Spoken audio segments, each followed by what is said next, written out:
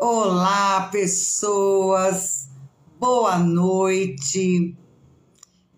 Para quem não me conhece, eu sou a doutora Oncala, sou neuropsicóloga e sou doutora em neurociência do comportamento. E nós falamos nas outras semanas a respeito de ansiedade, de pânico, de toque e outros transtornos causam também muito sofrimento, alteração no comportamento, na produtividade, na rotina, e eles podem ser tratados, né? E a terapia cognitivo-comportamental é uma das intervenções mais recomendadas para a remissão desses sintomas, né? E de sintomas graves e emergenciais também. E hoje eu vou ter o prazer aqui de convidar a doutora Flávia Coelho, que ela é neuropsicóloga, doutora também em neurociência na Unifesp, minha amiga que trabalhamos acho que uns 6 anos e meio juntos, só que faz acho que uns 8 anos que eu não a vejo, e eu tenho o prazer de chamá-la aqui para nós conversarmos a respeito de algumas técnicas, né, dessa psicoterapia que possam auxiliar essas pessoas. Então, vocês precisam entender como que isso pode ajudar vocês. Vamos lá, vou chamar essa moça bonita que faz tempo que eu não vejo. E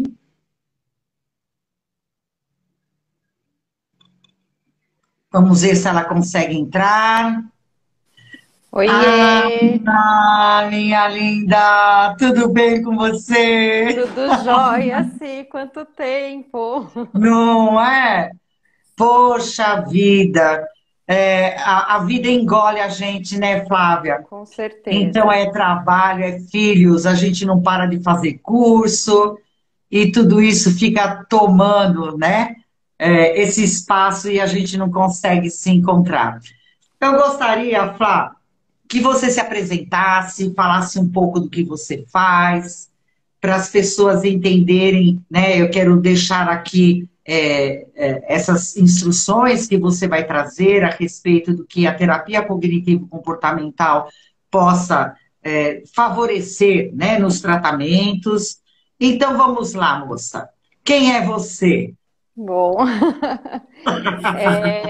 bom, o meu primeiro nome é Luzia, né? Luzia Flávia Coelho, Esqueci né? disso, a gente Todo mundo destoava. esquece porque não é um nome que eu uso, né? É um nome que eu brinco com a minha mãe que eu vou usar só quando eu for usar bengalinhas, né? Aí eu vou usar o Luzia. A avó Luzia. Exato, vovó Luzia, né? Por enquanto é a tia Flávia. Então, nós trabalhamos juntas, né, dentro da Universidade Federal de São Paulo. Então, ali foi realmente o meu berço, o meu caminhar. Uma escola. Ali onde eu aprendi muita coisa, né, e fiz, então, o meu mestrado, o meu doutorado. Trabalhei com a terapia cognitiva durante o doutorado. E tenho a especialização dentro da área da terapia cognitiva. Hoje em dia eu sou professora dessa área em cursos de pós-graduação. E também a neuropsicologia faz parte, né, da minha carreira, Sim. trazendo então essa compreensão maior a respeito do funcionamento do cérebro, aliado, né, ao funcionamento da mente, vamos dizer assim, Uhum. né? Isso mesmo. Então, eu trabalho com essas duas disciplinas, interagindo bastante entre essas duas disciplinas, tanto com crianças com transtornos de ansiedade, adolescentes, né, com transtornos de humor, com diversos tipos de transtornos, né, que estão aí presentes dentro da infância e adolescência, sendo a ansiedade, né, nesse momento, um dos principais transtornos que temos nos deparado dentro do consultório, pensando um pouco assim, nesse contexto histórico que nós estamos, né? Sim. Depois de uma pandemia, depois de muitos eventos adversos, né? A gente percebe que houve um aumento substancial acerca da ansiedade de uma forma geral, isso não só para os adultos, mas também para crianças e adolescentes. Exatamente, Flávia, porque o que a gente percebe, né, que eu sempre explico para as pessoas, que às vezes dentro de um quadro existem comorbidades associadas e a ansiedade ela está sempre associada a vários quadros, né? A crianças com pessoas com transtorno de aprendizagem, pessoas com transtorno do déficit de atenção e hiperatividade, e a ansiedade sempre vem. E por vezes, né, Flávia, por mais que a gente precisa trabalhar com, no caso, o transtorno de eixo, às vezes a gente precisa fazer uma limpeza antes, por causa dessa comorbidade da ansiedade associada, né, para aliviar um pouco esses sintomas, para podermos trabalhar alguns pontos significativos, né, do transtorno de eixo. E nas outras semanas, eu trouxe aqui sobre ansiedade, sobre depressão, sobre toque, e as pessoas começaram a perguntar, né, por que a terapia cognitivo-comportamental, né, vem aí como carro-chefe para a remissão desses sintomas. Então, eu gostaria que você explicasse um pouco a respeito disso, porque que é tão requisitada, principalmente, né, nesses transtornos que trazem sofrimentos e também sintomas emergenciais, né? E como é que isso que aparece na sua clínica? A terapia cognitiva, ela tem como princípio básico, né, a gente entender como que os pensamentos eles ocorrem, né, mediante as situações reais ou situações que eu posso pensar que pode acontecer, né? Então, quando a gente fala um pouco da ansiedade, do ponto de vista da terapia cognitiva, a gente tem muita evidência científica, e eu acho que é por conta disso que a terapia cognitiva tem sido tão citada e recomendada, né, pelos médicos Sim, e colegas sim. profissionais, por conta da capacidade de comprovar os seus resultados, né? Então, é uma terapia moderna, é uma terapia que atua na resolução de problemas, sendo um desses eixos, né? A gente trabalhar muito esse eixo das resoluções de problema e um eixo da reestruturação cognitiva. Então, assim, quando a gente pensa na terapia cognitiva, nós pensamos bastante em como que a gente interpreta as situações. Então, vamos imaginar uma situação que ocorre comigo, e toda situação que ocorre comigo, eu penso sobre ela, né? Porque eu vou trazendo repertórios de toda a minha vida. Então, desde quando eu nasci, na minha infância, na minha adolescência, na fase adulta. Então, a gente, como adulto, a gente traz um referencial muito grande de tudo que a gente viveu na vida, né? Claro. E toda essa vivência vai trazendo estruturas que nós chamamos de crenças, né? Que elas guiam, elas ordenam muito os nossos pensamentos, né?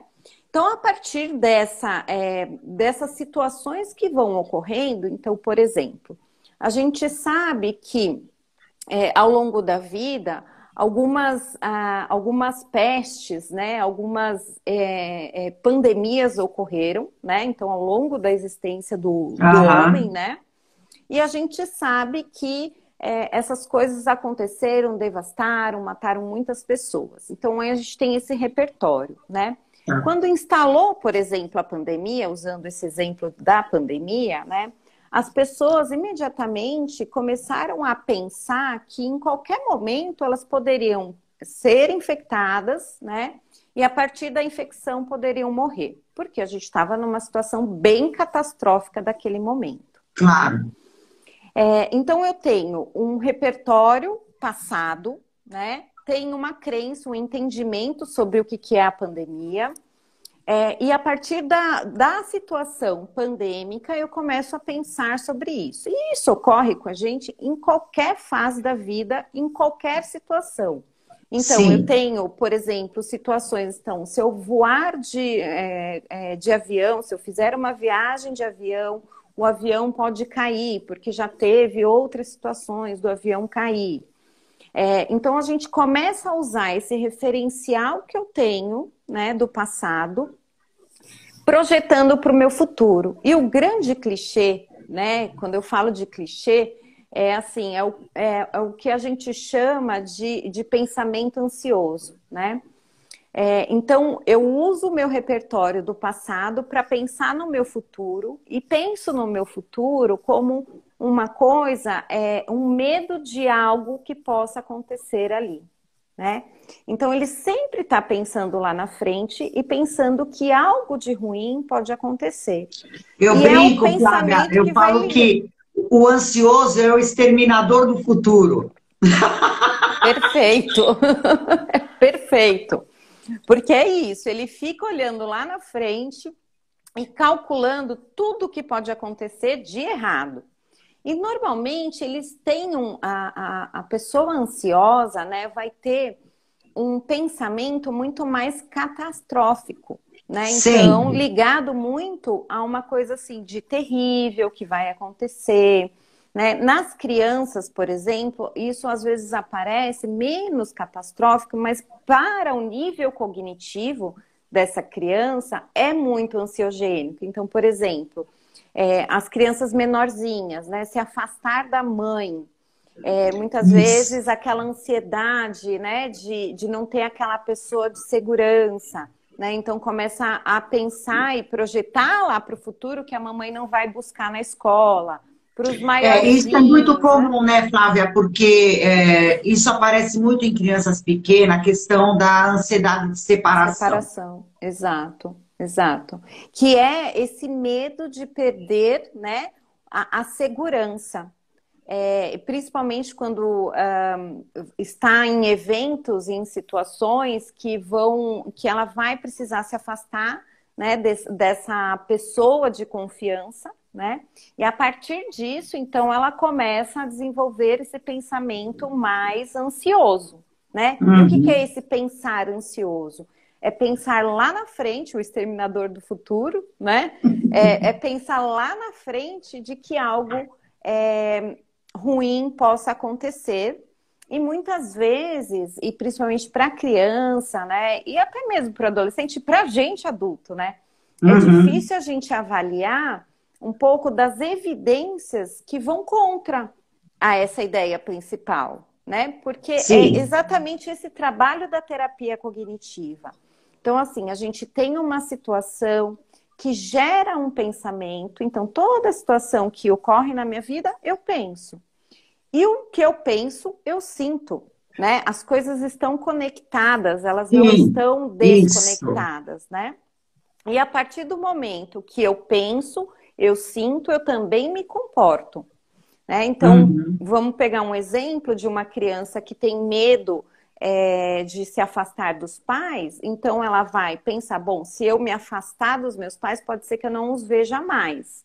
E aí aquele medo vai aumentando, e à medida que esse medo aumenta, ela começa a emitir comportamentos, né, que fazem com que ela não se afaste. Então ela começa a querer grudar na mãe, a querer não se afastar, não perder do ponto de visão dela. Então tem até dificuldade para se soltar, para ir brincar com amiguinhos e assim por diante. Então, quando a gente pensa na ansiedade, a gente sempre vai precisar pensar nessas conexões. Então, aquilo que eu tenho como repertório, a forma como eu interpreto essa situação, como eu penso sobre essa situação, como eu me sinto. Então, a ansiedade, ela gera um medo, a gente chama de ansiedade. Mas a Sim, ansiedade, mas é ela um medo. nasce da emoção do medo, né? Com Que é a certeza. emoção básica, é a emoção como eu primitiva, explico, né? exato. Né? De sobrevivência, exatamente. E aí ali é disparado o medo, né? Que nós chamamos de ansiedade, mas é sempre uma preocupação com que algo ruim possa acontecer mais ali adiante, né? E normalmente a gente tem comportamentos para nos assegurar de não nos colocarmos em risco. Então, eu começo a evitar situações, né? Então, uma pessoa que tem um transtorno do pânico, por exemplo, né? Que faz ali parte dos transtornos de ansiedade. Isso. E aí ela teve uma crise de pânico dentro do ônibus, por exemplo. Então, ela passa a querer não usar mais o transporte para não correr o risco de ter, de novo, uma crise de ansiedade dentro do transporte público. Então, o nosso cérebro até que é inteligente, né? Porque, assim, a gente vai ter comportamentos, vai pensar em estratégias, né? Que são esses comportamentos, a fim de evitar passar por aquilo de novo. Ele é inteligente, ele é adaptativo, né? Mas no caso da ansiedade, são estratégias, né? Muito distorcidas, muito desadaptativas, né? E isso vai, então, fazendo com que a gente se afaste de situações que nos causam medo, nos causam ansiedade, e a gente deixa de enfrentar essas situações a fim de diminuir a ansiedade. É exatamente o contrário do que a gente contrário. precisa, né? Foi estruturado um outro esquema, né? Que nem você estava falando, a respeito, né, de tudo, do nosso histórico, de tudo que a gente passou e das crenças. E a gente constrói falsas crenças também, né? A respeito em relação a situações de medo, da própria imagem de si, né? Um sentimento de incompetência de lidar com situações. Então, a nossa história também, por vezes, compromete isso. E à medida que a gente pensa, esse cérebro aprende, e cérebro aprende coisa errada também, né, Flávia? Sim, com certeza. Ou se aprende, né? Senão, ninguém teria ansiedade, né? Então, assim, é exatamente isso que ocorre, né? Então, a gente eleva o nível de ansiedade, né? Num grau de intensidade, às vezes, tão alto, que a gente começa a ter, inclusive, sintomas corporais, né? Que a gente chama de reações fisiológicas, que é a conversa com medo, né? Então, assim, quanto maior a intensidade, né, dessa emoção, no caso da ansiedade, que é a emoção do medo, mais sintomas fisiológicos eu terei. Então, eu começo a ter taquicardia, tremor, sudorese, mãos geladas, né? Uma sensação de tontura, às vezes até uma dor de estômago, uma vontade. Eu brinco com meus pacientes, né? Que é assim, sabe aquela dor que dá na barriga, que dá vontade, parece que a gente vai fazer cocô, né? Eles, é assim, tia, é assim mesmo, né? Porque é uma angústia, né? Que vai amarrando todos esses sintomas, né? E que a gente precisa, né? Como eles são muito desagradáveis, e esse recurso, né, de evitar novas situações acaba ocorrendo, para a gente não se submeter de novo àquela sensação tão desagradável, né, dos sintomas de uma forma geral, dos sintomas fisiológicos, daquela sensação do medo exagerado.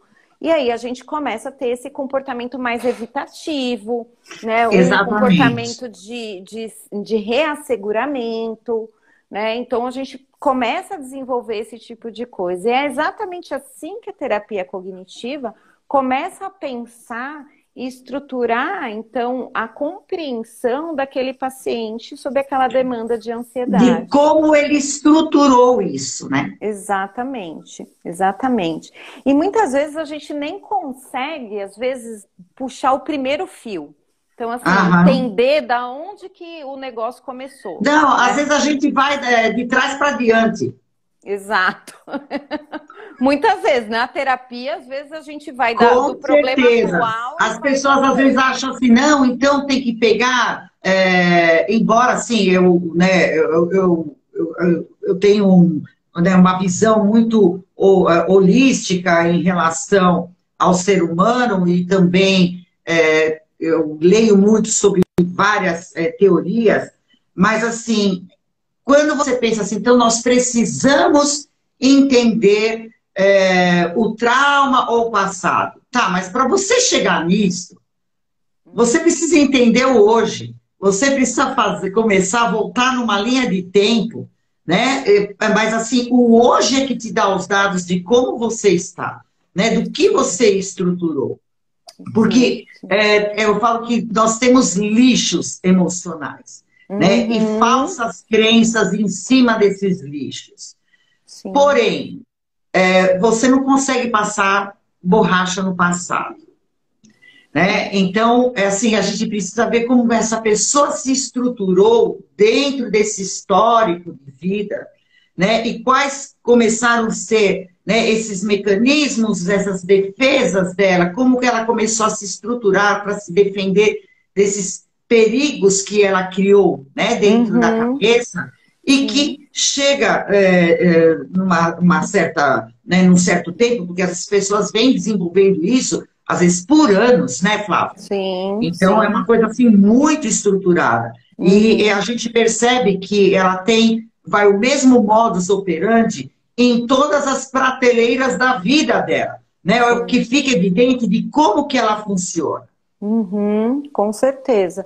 E assim, quando a gente vai compreendendo, né, essas demandas, de ansiedade, a gente vai conseguindo, né, saindo dessa parte de resolução de problema, que é, assim, trabalhar o aqui e agora, né? Então, assim, a gente precisa voltar para o trabalho, a gente precisa voltar para a escola, a gente precisa voltar a fazer o que se não arrumar antes, isso, né? Senão a gente vai pôr num divã, vamos trabalhar angústia há 10 anos. Exato. Não é? Com certeza. E aí, trabalhando a resolução de problema, da gente ir trabalhando bem esses modelos de enfrentamento, esses modelos de pensar de uma forma menos distorcida. Quando eu falo menos distorcida, é menos catastrófica, menos tudo ou nada, né? E aí a gente consegue ir entendendo da onde que, principalmente para o paciente, né, para aquele que sofre de ansiedade, ele consegue ir entendendo, muitas vezes, de onde ele começou a funcionar daquela maneira, né? E aí, quando a gente fala, assim, do tratamento de ansiedade na terapia cognitiva, justamente por ter esse pilar de resolução de problema, né, que a gente pega o extintor e começa a ir apagando o fogo, né, ali que está acontecendo, ela é tão recomendada, né? E a gente tem evidência não só de protocolos de terapia cognitiva, mas a gente também tem muita evidência até de mudança de estrutura cerebral, de funcionamento cerebral, a partir do momento que você vai mudando o pensamento. Com certeza, sabe? Eu assisti a um vídeo faz bem, acho que uns 8 anos, que eu achei muito interessante. Que eles fizeram um exame num paciente por meio do PET scan, né, que é uma ressonância magnética e bem aprimorada, né? E a pessoa tinha esquizofrenia. E ela começava a ter aqueles pensamentos de persecutoriedade e tudo. E eles trabalharam com uma técnica comportamental que era um elástico no pulso, que eles indicaram assim, toda vez que você começar a ter esses pensamentos, você puxa o elástico, dá uma pequena estilingada, uma coisa assim, ó, nada de machucar, mas que isso é um estímulo aversivo. Então, toda vez que você tiver esse pensamento de persecutoriedade, você puxa esse elástico, porque ele vai mandar um estímulo aversivo, né, de dor para o cérebro e vai cortar essa cadeia de pensamento. E eles começaram a fazer esse experimento e, por meio do PET scan, mostrava que toda vez que ele tinha esses pensamentos, esse cérebro brilhava, fazia um circuito viciado. E à medida que dava, né, essa estilingada, esse estímulo aversivo, à medida que ia passando, a hora que tentava fazer, o cérebro tentava fazer o circuito, aquilo meio que desmanchava. Né? E eu achei isso assim muito interessante, né? O quanto que essa técnica cognitivo-comportamental, principalmente, né, para estresse pós-traumático, para toque, né, pensamentos obsessivos, para compulsão e para esquizofrenia, ela é muito eficaz. Sim, sim. Porque é assim que eu explico mais ou menos para os meus pacientes, né? Então, assim, eu costumo trazer, né, muito fazendo essa alusão de que a gente vai entrar numa mata, né? Tá. E aí a gente tem a mata, são o nosso cérebro, né, com os pensamentos, né? E muitas vezes nessa mata que a gente vai fazer uma exploração, né, nós temos as trilhas ali já marcadas para a gente entrar, porque alguém já passou por ali. E Isso. geralmente esses pensamentos que nos geram bastante ansiedade são pensamentos que já passaram muito ali por essa via, por essa trilha aberta. E que a gente vai precisar parar de pisar naquela trilha para o mato crescer de novo e a gente criar uma nova trilha. Uma nova trilha. E é Exatamente. isso que a gente começa a fazer com o pensamento dentro da terapia cognitiva. E uma das principais ferramentas que a gente começa ali logo no início é a gente fazer um rastreio e brincar de detetive, né? Então eu tenho um pensamento que me dá muito medo. Então eu começo a pensar em quais são as evidências que eu tenho que apoiam essa minha ideia. Então, por exemplo, eu tenho muito medo de andar de avião, né? Porque eu tenho medo que vai cair, eu tenho medo que vai acontecer um acidente aéreo. Então, vamos lá. Então, vamos buscar evidências reais, né? De que o avião não é seguro, que o avião vai cair, que o avião, né, que vai comprovar a sua ideia. Então, a gente vai precisar investigar quais são as evidências que eu tenho que vão comprovar a minha ideia inicial, que é o avião vai cair.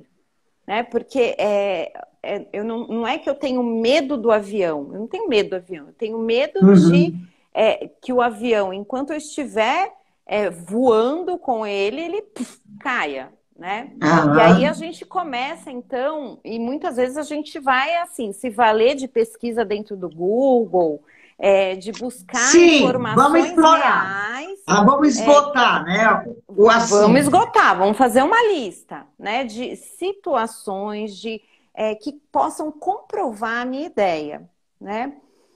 Então, muitas vezes, os pacientes têm ideias que são muito irrealistas, que a gente sabe já de bate-pronto, que aquilo não procede. Exato. Só que quando a gente começa a pensar sobre de uma maneira contrária, ou seja, eu vou buscar evidência, né, que aquele meu pensamento não é verdade, ele não confere. Eu começo a deixar o meu matinho da minha trilha começar a crescer, né? Eu acho que é a primeira vez que você não começa a pisar ali. E esse é um dos primeiros trabalhos que dentro da terapia cognitiva a gente faz. E que dentro né, assim, pensando para o público geral, o pessoal que está nos assistindo e que vai nos assistir, é uma técnica que a gente consegue sozinho fazer, às vezes. Sim, né? Com certeza. Porque eu posso pegar ali uma lista, um papel, e falar assim, bom, eu tô com medo disso aqui, eu tô ansiosa por isso aqui. Então, assim, peraí, se esse medo tá tão grande, então, assim, a primeira pergunta que eu me faço, será que existe a possibilidade de ser o contrário disso? Olha, Flávia, você falou, eu acho que é a palavra-chave, possibilidades, porque assim, a pessoa, né, quando ela está no alto grau de estresse, né, dentro desses transtornos de ansiedade, ela tem uma perseveração de pensamento, né? O pensamento dela começa a patinar e ela tem uma visão de funil. Ela pensa naquilo, naquilo, naquilo, naquilo, e ela não amplia as ideias. Né? Então, eu sempre brinco, eu não dou o exemplo da floresta, mas que é muito bom. Mas assim, então um jovem, eu vou a uma festa. Aí, né, que o Exterminador do Futuro, ele começa assim, mas e se, mas e se, mas e se, mas e se, mas e se. Então, eu falo assim, ótimo, olha quanto, lógico que são tudo pensamentos, assim, derrotistas, né, tudo que poderia dar errado. Então, eu posso entrar lá, escorregar e cair, a minha roupa não estar adequada, né, então ele imagina tudo que pode dar errado. Falei, olha só, quantas possibilidades você pensou? Tá, vamos usar outra mão? Então, será que você pode chegar lá e tá tudo muito legal? Você encontrar as pessoas que você gosta? Será que você chega lá e você é o que vai estar mais bonito, com a roupa mais legal? Então, de ficar, né, de abrir um leque de pensamento de outras possibilidades. Sim, sim, sim. É aí que a gente começa, né? Então, a terapia cognitiva, ela começa a partir disso, porque isso é uma estratégia bastante concreta, né? Quando a gente vai para outra mão, quando a gente vai para a floresta, quando a gente faz uma lista de evidências, né? É uma estratégia de resolução de problema, porque é ali que eu começo a ver que o meu problema talvez não seja tão real assim, né? E às vezes a gente se pergunta, e eu tenho pacientes que às vezes se perguntam, né? Será que eu tenho ansiedade? E quando você me fala isso, né? E se eu for na festa? E se é o nome, não tinha que ser transtorno de ansiedade, tinha que ser transtorno e se. Porque é assim que a gente identifica a ansiedade. Porque começa, e se der errado? E às vezes aquilo vai sendo tão forte, né?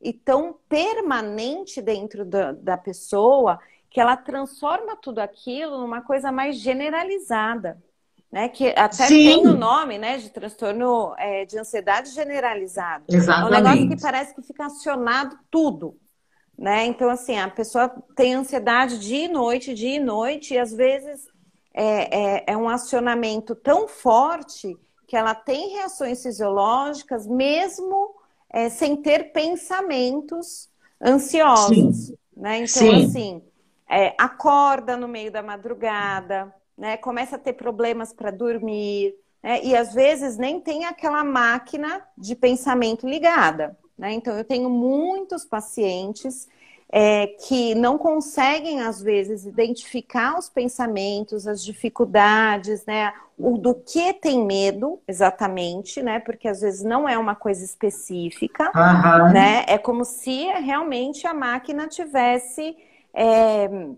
ligada e acionada no sentido de qualquer... No modo avião. No modo avião, né? E com a emergência, a sirene ligada. Né? Então, e nesse sentido, quando a sirene está ligada e o transtorno de ansiedade está generalizado, eu vou ter muitos sintomas fisiológicos, mesmo sem ter situações que são gatilhos para a ansiedade. Sim, sem o pensamento, né? Aquele pensamento ruminante estar claro. Exatamente. Quer dizer, você já ensinou para o teu cérebro, né, que qualquer estímulo, qualquer coisa, ele já começa a trabalhar desse modo, e você nem entende o porquê que você já está sentindo aquela carga de sintomas. Sim, exatamente. E você sabe, Simone, a gente tem, e aí assim, até não só dentro da terapia cognitiva, mas falando de uma forma geral, dentro do tratamento mesmo de ansiedade, a gente tem outras intervenções que muitas vezes a gente desconsidera, né? Então, uma intervenção que hoje ela tem sido utilizada como remédio, inclusive, é a atividade física. Com certeza. né? A Com atividade certeza. física hoje ela assume um papel não só de tratamento estético, né, Não. ou clínico, né, para diminuir níveis de açúcar, pressão, gordura e assim por diante, mas ela ganha espaço dentro da saúde mental. Sendo que, né, então se a gente for pensar no ansioso, falando especificamente do ansioso, a gente precisa observar que horas que essa atividade física vai entrar.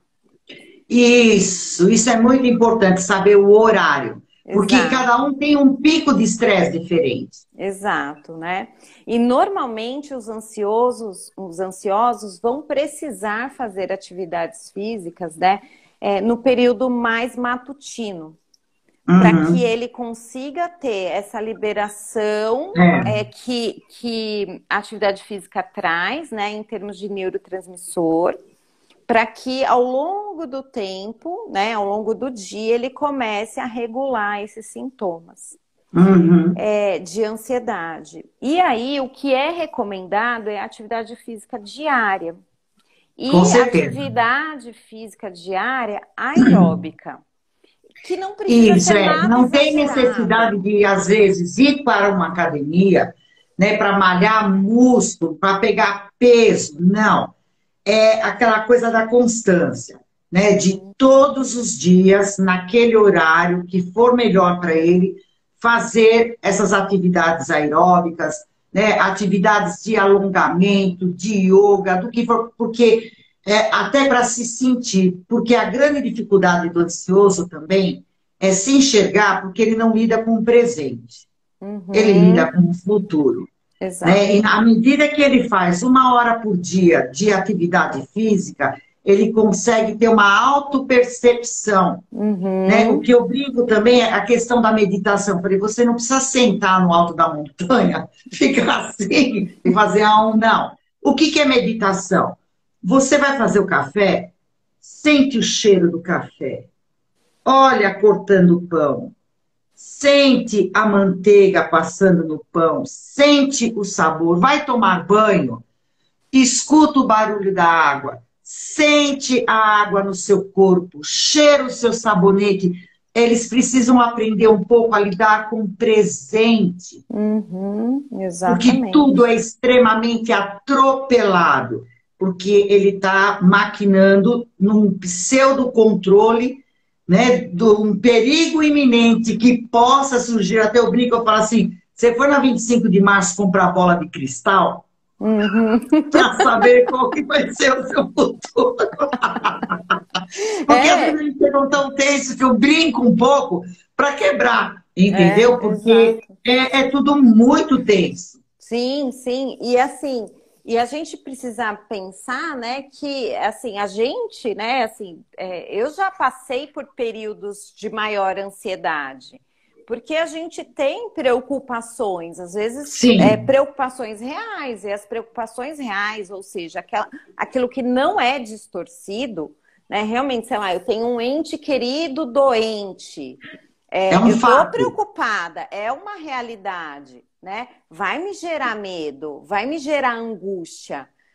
E isso vai mexer com o meu nível de estresse e com toda a circuitaria que ali se é É. concebida, né? E Uhum. então, assim, porque eu tenho pacientes que brincam assim, mas doutora, você não tem ansiedade? Né? E eu falo, eu Fala, sou um eu ser sou da humano, eu Marvel. tenho carne, osso, né? Eu não sou da Marvel, não sou a Capitã Marvel ainda, né? Mas assim, a gente tem, só que o que a gente precisa perceber é se essa demanda de ansiedade, ela está conectada a uma demanda real, né? E ainda Que é que ela, esperado, né, Flávia? que é Lógico, se esperado, acontece um perigo iminente, a gente precisa ter aquela ansiedade, né, ou para o ataque ou para a fuga, você precisa resolver o problema, né, eleva nível de cortisol, você está lá para resolver uma coisa emergencial. A ansiedade, né, é igual gordura, né? Tem gordura boa, tem gordura ruim, é. gordura trans, né? Eu falo que a ansiedade, ela é necessária, né? Sim, Agora, sim. O problema é a intensidade e ela está totalmente descolada de um fator circunstancial. Uhum, exatamente. É exatamente isso, né? É quando ela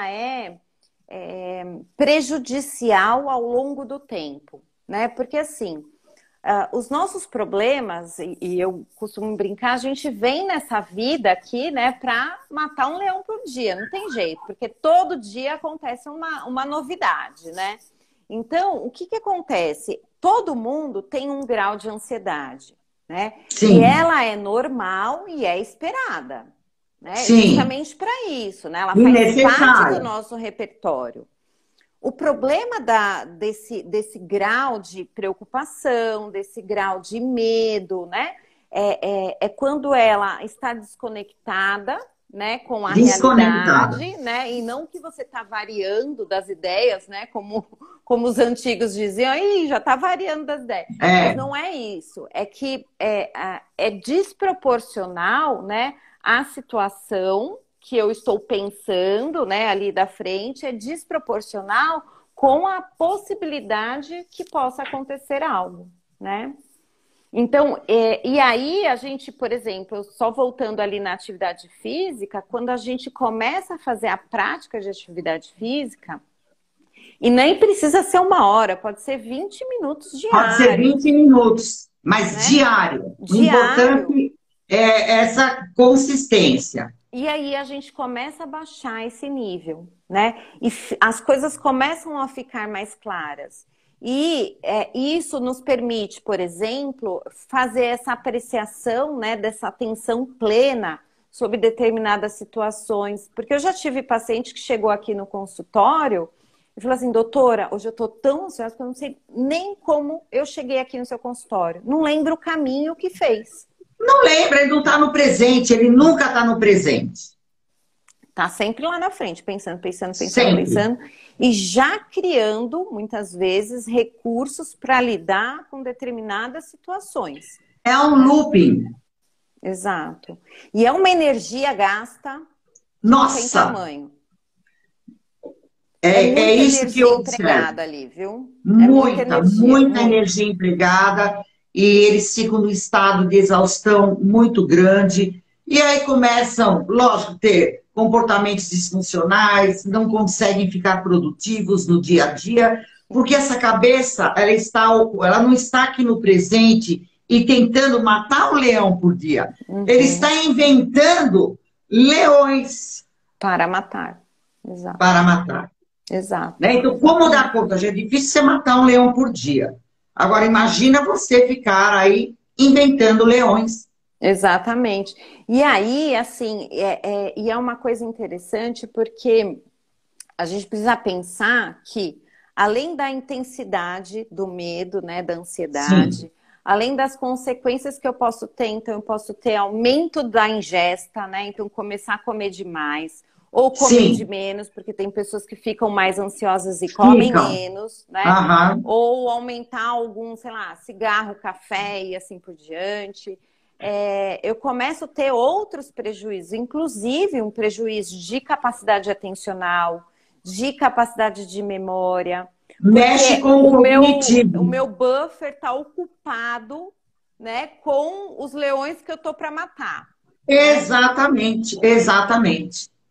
Mas eles vêm com essa queixa, né? Perco chave, não sei onde está meu celular, esqueço do que eu tinha que fazer, chego na cozinha, não lembro o que eu ia pegar. Então, você percebe que, principalmente, né, a atenção, a memória fica extremamente comprometida. Né? O quanto que isso chega nesses níveis neuroquímicos, né, que, por vezes, mesmo com, né, todo o tratamento terapêutico, está tão instalado e há tanto tempo, porque ele demora para perceber, né, que ele está doente, né, Flávia? Sim, então, sim. O quanto também, às vezes, precisa, né, como coadjuvante, uma terapia medicamentosa, porque ele infartou os neurotransmissores do cérebro dele. Exato. Esguelou eles. Esguelou, exatamente. Esguelou. E até eu brinco, todo mundo fala assim, mas vai tomar remédio. Eu falo assim, olha, estado do cérebro. Uhum. Se você está ruim de estômago, o médico fala assim, tome o omeprazol antes da refeição, você toma. Né? Se você está com um problema de insulina, você toma aquela injeçãozinha todos os dias. Ah, você está com um problema do coração, uma arritmia, precisa tomar uma medicação, você toma. Quando a gente fala assim, o seu cérebro precisa ser medicado, ninguém quer medicar o coitado. Uhum. Se ele é Exatamente. outro órgão qualquer, né, como os outros órgãos, né, o nosso organismo é muito químico, né, Sim. os nossos órgãos ficam, às vezes, acometidos, né, por alguma enfermidade, e ninguém dá atenção para o cérebro, fala assim, não, não vou dar remédio para ele. Sim, sim. E quando a gente pensa em transtornos mentais, e aí, assim, é um palavrão, né? Porque falar de É, transtorno de ansiedade, ele está dentro da classificação dos transtornos mentais, sim, né? Assim como a depressão, a ansiedade também ali faz dentro desse, está dentro desse envelope dos transtornos mentais, exatamente. né? E a ansiedade, ela tem uma indicação terapêutica, e isso pela Academia Americana de Aham, Psiquiatria, que é o tratamento multimodal. Então, é o tratamento medicamentoso aliado à terapia, né? com Porque eu certeza. vou mudar, né, a partir da medicação, eu vou mudar a estrutura. Então, eu vou trazer de novo os neurotransmissores que eu estou ali com carência. Mas se eu não Uhum. mudar o padrão de pensamento, Não adianta né, nada. essas Você toma distorções, medicação durante 6, 7 meses, fica legalzinho, passa 4 meses, você funciona da mesma forma e exato, todos os sintomas retornam. retornam e retornam lindos, né? E às vezes piores, né? Piores, Muito piores, piores. porque a trilha da floresta não foi trabalhada, Exatamente. E né? aí, o matinho não cresceu naquela trilha, né? A Não gente não deixou cresceu. de pensar daquela forma. Então, assim, se a gente for pensar que a ansiedade ela é alimentada por essa condição de distorção de pensamento, né? E essa tendência a nos precaver de situações de risco, o que Aham. assim, é bastante difícil a gente ter esse controle, né, do Muito que pode difícil. acontecer e não vai acontecer. Enfim, eu posso hoje sair daqui depois dessa live e bater meu carro, né? Claro, Pode acontecer qualquer coisa a qualquer momento, mas eu não trabalho nessa hipótese, né? Que qualquer coisa ruim pode acontecer a qualquer momento, né? exatamente. E o que adoece o homem, que eu sempre brinco, é assim: são três coisas. Achar que vai ter controle, ter certeza e que existe estabilidade. Eu brinco e falo, pode Exatamente. tirar seu cavalinho da chuva, amigo. Não dá, não dá mesmo. Não dá Não dá. mesmo. É Não uma dá. coisa que não rola mesmo, né? E o quanto que é importante, né, Flávia? Tanto, né, o tratamento com as terapias, né, com as técnicas da terapia cognitivo-comportamental, aliado, né, a um tratamento medicamentoso, que o cérebro está dodói, né? O Uhum. encravado é dodói, cérebro também tem dodói, né? Sim, E sim. de não deixar isso crescer, que eu falo que a ansiedade é que nem uma plantinha. Vai crescendo, aí dá pânico, aí dá toque, aí tem comorbidade de depressão e essa plantinha, essa arvorezinha cresce. Né? O Sim, quanto que é exatamente. importante a pessoa perceber, pessoas da família sinalizar isso, tanto criança, adolescente ou adulto, Uhum. né? E a importância do tratamento, tanto medicamentoso como também terapêutico, né, Flávia? Sim, sim. E aí, assim, eu já puxo mais uma bandinha aqui, né? Aí é atividade física, é prática de Atividade física, respiração, diafragmática, né? A gente tem sim, vários aplicativos, vários vídeos no YouTube que muitos, ensinam nossa, maravilhosos, respiração, exatamente. né? Às vezes a pessoa fala, eu vou meditar, mas nem sei como. Tem até para dar um gostinho, né? Né? Uma série no Netflix que chama Headspace, né? Sim. Que ali ele vai trazendo, né? O Andy, que é o cara que criou o Headspace, que é um aplicativo atualmente, né? Mas na Netflix a gente tem ali uma sériezinha, né, de uma sequência de respiração, uma sequência de meditação. Então, assim, hoje a gente tem muito acesso, né, Temos. a E essa muitos possibilidade. recursos. Exato, exato. Muitos Mas assim, recursos. sem esse guarda-chuva de intervenções, né, a chance de você fazer esse tratamento e ter que retornar ao tratamento, ela só vai aumentando. E cada vez que eu preciso retomar o tratamento, né, as coisas estão cada vez mais graves, porque é isso, a plantinha vai crescendo, né? A plantinha vai crescendo. E assim, o importante, né, é o paciente saber como que ele é, né? Saber identificar quais são os gatilhos, né? Ele ter uma consciência de como ele funciona, porque pode ser que ele tenha, né, assim, ansiedade, ele tenha já esteja até mais estrutural, mas ele saber quando ele funciona, saber quando ele está pegando de novo aquele caminho da trilha, né? Dele ter essa percepção de logo no início que isso talvez, né, possa, né, voltar. Dele saber que ele precisa novamente tomar cuidado com ele. Sim, sim, não é? Exatamente. É por aí. Se a gente não fizer esse tratamento, a gente não tem muito caminho, né, para seguir. Né? Não temos, não. É isso aí, moça bonita. Nossa, como passa rápido o tempo, gente. Que prazer ter você aqui, que saudade. A gente precisa marcar aí para falar das nossas fofocas, que já passaram aí, acho que mais de 8 anos, nós temos muito o que falar. Muito o que falar. Eu acho que 8 anos. Quanto tempo faz que a gente terminou o doutorado? Não, então, eu saí em 2015. Mas você tinha saído antes, né? Porque você teve bebê. Exato. E eu não te vi, né, antes. Então, desde 2015 eu não te vejo. Nossa. Né? E a gente ia por quilo, eu no final ia tomar umas biritas junto. Né? Tempo bom, né? Exatamente, tempo bom, sim. Trabalhamos então, se você não conheceu minha filha mais nova, ela já tem 8 anos. Ah, mas você acha que eu não vejo? Ela é a sua cara. Não é a sua carinha, muito bonitinho. Flá, muito obrigada por vir aqui. Vamos marcar mais encontros aqui, que eu estou vendo aqui todo o pessoal. Eu vou estar falando aqui do pessoal que entrou, né, depois que você saiu, e o pessoal gostou muito. Um beijo grande, querida. E vamos marcar de pôr as coisas em dia, tá bom? Vamos sim, fica com Deus. Muito obrigada pelo convite. Nada, meu amor, um beijo. Tchau, tchau, querida.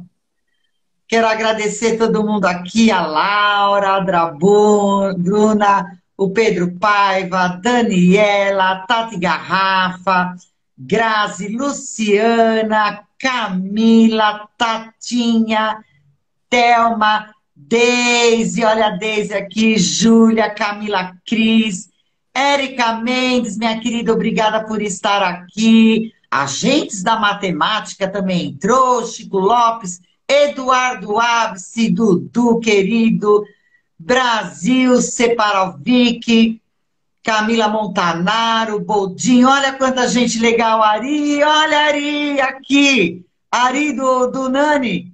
Ah, é? Ele tá aí? Ai, Ari! Olha, agora que eu vi. Paulo Roberto, ai, Adriana Riga, que delícia! Nós estamos pegando tudo pessoa de lá do ambulatório da Unifesp. Gente, muito obrigado a todos. Um beijo. Tchau, tchau. Beijo, tchau.